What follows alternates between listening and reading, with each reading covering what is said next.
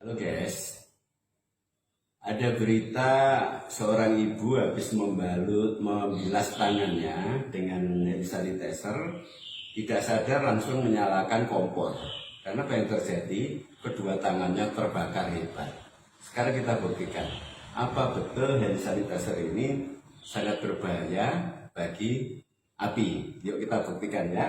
Nah, pertama kita keluarkan dulu.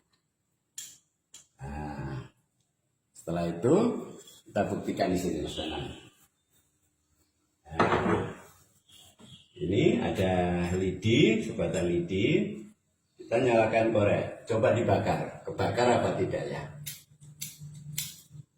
Oh, ternyata kebakar. Kebakar.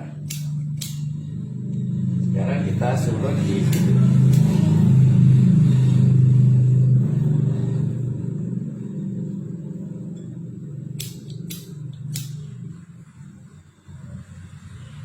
Wow, nah, apa yang terjadi ya?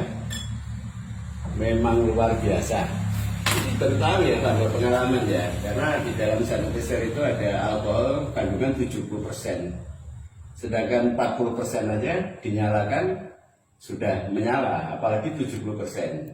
Nah, jadi hati-hati ya guys, habis membilas tangan, jangan merokok ya, jangan merokok atau menyalakan kompor. Intinya jangan dekat-dekat dengan sumber api sebelum tangan kita kering betul. Oke guys, semoga bermanfaat. Salam.